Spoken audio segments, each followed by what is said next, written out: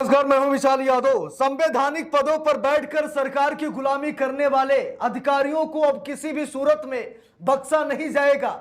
चाहे सभा में बैठे सभापति हो या फिर चुनाव आयोग में बैठे चुनाव आयुक्त हो या फिर किसी भी बड़ी संवैधानिक संस्था में बैठा कोई भी पदाधिकारी अधिकारी क्यों ना हो, अब उसे हटाने का प्रयास लगातार इंडिया गठबंधन कर रहा है। दोस्तों, हम सभी लोगों को मालूम है कि स्पीकर ओम बिरला के खिलाफ अविश्वास प्रस्ताव को संसद में पेश कर दिया गया है। बहुत बड़ा धमाका होने जा रहा है। ऐसा लग रहा है कि स्पीकर ओम बिरला को कुर्सी छोड़नी ही पड़ेगी। और इधर एक बड़ी खबर सामने आ गई है कि स्पीकर ओम बिरला के साथ साथ अब मुख्य चुनाव आयुक्त ज्ञानेश कुमार के खिलाफ भी अविश्वास प्रस्ताव लाया जाएगा। मसौदा तैयार कर लिया गया है और जल्द ही ज्ञानेश कुमार को अपनी कुर्सी खोनी पड़ जाएगी। दोस्तों, हम सभी लोगों को मालूम है कि ज्ञानेश कुमार मोदी शाह द्वारा चुने गए हैं, यानी कि मोदी शाह ने ज्ञानेश कुमार को मुख्य चुनाव आयुक्त बनाया और मोदी शाह की नौकरी कर रहे हैं वो। ठीक है, अच्छी तरीके से हम लोगों को मालूम है, क्योंकि नरेंद्र मोदी जो कुछ भी कर रहे हैं चुनाव आयोग कुछ नहीं बोलता। बिहार में चुनाव के दरमियान पैसे प्रधानमंत्री नरेंद्र मोदी बांट रहे थे, लेकिन चुनाव आयोग ने उफ तक नहीं किया। और राहुल गांधी कुछ कर दें तुरंत नोटिस जारी हो जाता है। इसीलिए अब ज्ञानेश कुमार को हटाना ये बहुत बड़ी मजबूरी बन गई इंडिया गठबंधन की। अब देखिए, यहां पर खबर भी सामने आ गई है, लिखा भी है मुख्य चुनाव आयुक्त ज्ञानेश कुमार को हटाने के लिए भी प्रस्ताव लाने की तैयारी में विपक्ष। क्या है मामला, जरा देखिए। लिखा भी है विपक्षी दल पहली बार मुख्य चुनाव आयुक्त ज्ञानेश कुमार को हटाने के लिए प्रस्ताव लाने का नोटिस देने की तैयारी में है। सूत्रों ने सोमवार को बताया कि इस नोटिस के लिए मसौदा पूरी तरीके से तैयार कर लिया गया है। इसी हफ्ते ये नोटिस लोकसभा में दिया जाएगा। तो यानी कि इसी हफ्ते नोटिस देने की तैयारी है, मसौदा तैयार कर लिया गया है और अब ज्ञानेश कुमार को हटाएगा इंडिया गठबंधन। देखिए, लिखा भी है खबर में साफ साफ, लोकसभा स्पीकर ओम बिरला को हटाने वाले नोटिस का मामला बुधवार तक निपट सकता है, यानी कि आज निपट सकता है। इसके बाद विपक्ष मुख्य चुनाव आयुक्त ज्ञानेश कुमार को घेरने की तैयारी में है। Chief election commissioner Gyanesh Kumar को हटाने के लिए विपक्ष नोटिस ला सकता है। सीईसी के खिलाफ नोटिस राज्यसभा में लाया जा सकता है। देखिए, लिखा भी है, सूत्रों ने बताया कि टीएमसी ने सोमवार को कांग्रेस प्रेसिडेंट मल्लिकार्जुन खड़गे के दफ्तर में हुई विपक्षी इंडिया गठबंधन की स्ट्रेटजी सेशन में यह मांग उठाई। जब बजट सेशन एक ब्रेक के बाद फिर से शुरू हुआ, बताया जा रहा है कि टीएमसी सांसद शताब्दी राय ने चुनाव वाले पश्चिम बंगाल में वोटर लिस्ट के स्पेशल इंटेंसिव रिव्यू यानी एसआईआर से बढ़ती दिक्कतों के बारे में लोगों को बताया। कहा जा रहा है कि उन्होंने मुख्य चुनाव आयुक्त ज्ञानेश कुमार पर टीएमसी की मांग पर आगे कार्रवाई करने की जरूरत बताई। तो बात यह दोस्तों कि अब पूरी तैयारी बन गई है, ज्ञानेश कुमार को हटाया जाना चाहिए। ऐसा मुख्य चुनाव आयुक्त और चुनाव आयुक्त बने जो जनता की सुने, विपक्ष की सुने और सरकार की भी सुने। लेकिन यहां पर सब उल्टा हो रहा है, ना जनता की सुनी जा रही है ना विपक्ष की सुनी जा रही है, सिर्फ और सिर्फ सरकार की सुनी जा रही है। यानी कि प्रधानमंत्री नरेंद्र मोदी जैसा कह रहे हैं ज्ञानेश कुमार वैसा ही कर रहे हैं। अब देखिए, यहां पर लिखा भी है, सूत्रों ने बताया कि विपक्षी पार्टियां तैयार हैं और जल्द ही एक नोटिस फाइल किया जाएगा। यह आम सहमति इसीलिए भी अहम है क्योंकि टीएमसी कुछ महीनों से सीईसी कुमार के खिलाफ हटाने के नोटिस की मांग कर रही है।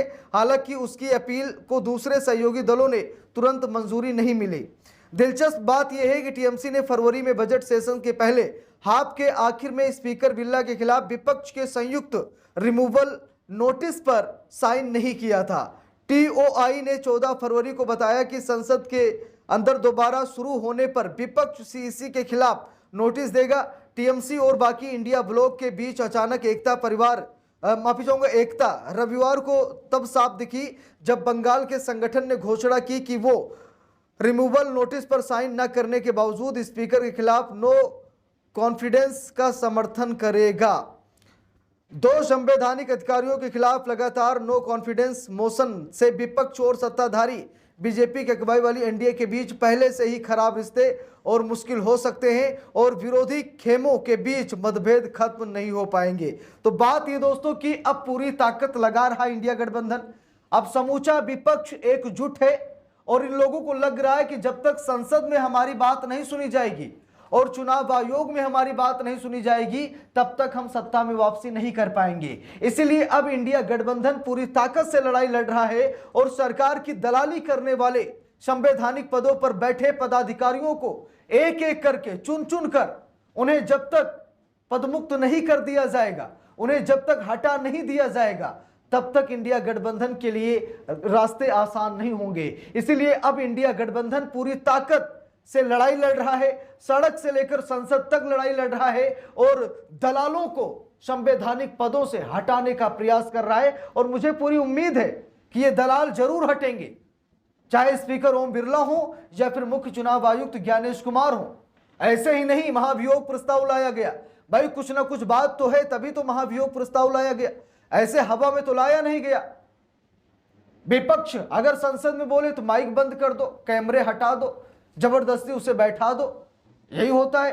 विपक्ष जब सड़क पर बोले तो भारी भरकम पुलिस फोर्स लगा दो, उन्हें उठाकर जेल में डाल दो, गिरफ्तार कर लो, FIR दर्ज कर लो।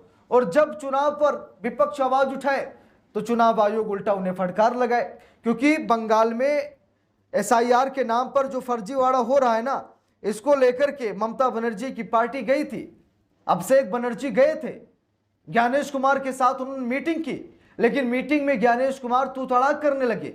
ज्ञानेश कुमार आपा खो बैठे, क्योंकि भाई जो चोर है वो बौखलाएगा, जो चोर है वो चिल्लाएगा। ज्ञानेश कुमार ने अपना परिचय दिया, तू तड़ाक पर ज्ञानेश कुमार आ गए। यानी बात हो रही थी मीटिंग में कि कैसे समस्या का समाधान किया जाए, ज्ञानेश कुमार तू तड़ाक पर उतर आए। तो इससे साफ पता लगता है कि भाई चोर की दाढ़ी में तिनका, जो चिल्ला रहा है चोर वही है, जो तू तड़ाक कर रहा है चोर वही है। इसीलिए अब ज्ञानेश कुमार को हटाना यह जरूरी नहीं बल्कि इंडिया गठबंधन की मजबूरी है। और अब पूरी ताकत के साथ इंडिया गठबंधन ये लड़ाई लड़ रहा है। ये लड़ाई कितनी विध्वंसकारी होगी, ये लड़ाई कहां तक पहुंचेगी, बस एक हफ्ते का इंतजार कीजिए। एक हफ्ते में सारी चीजें क्लियर हो जाएंगी, दूध का दूध पानी का पानी हो जाएगा। अब लोकसभा में ओम बिरला रहेंगे या नहीं यह भी तय हो जाएगा, और चुनाव आयोग में ज्ञानेश कुमार रहेंगे या नहीं एक हफ्ते में यह भी क्लियर हो जाएगा। अब इंडिया गठबंधन जड़ पर वार कर रहा है और यह बहुत सही है। अगर इंडिया गठबंधन सत्ता में आना चाहता है तो ये जो संवैधानिक पदों पर बैठे हुए दलाल हैं इन्हें हटाना ही पड़ेगा, इनकी दलाली खत्म करनी पड़ेगी और किसी निष्पक्ष बंदे को इन जगहों पर बैठाना पड़ेगा। तो इस पूरे मामले पर आप सभी लोगों की क्या राय है? क्या आप लोगों को लगता है कि इंडिया ब्लॉक के पास वो ताकत है कि वो ज्ञानेश कुमार को हटा दे? कमेंट करके जरूर बताइएगा। वीडियो को लाइक शेयर, अगर चैनल पर नए हैं सब्सक्राइब करके सपोर्ट कीजिएगा। मिलते हैं दूसरी वीडियो में, तब तक के लिए बहुत बहुत धन्यवाद।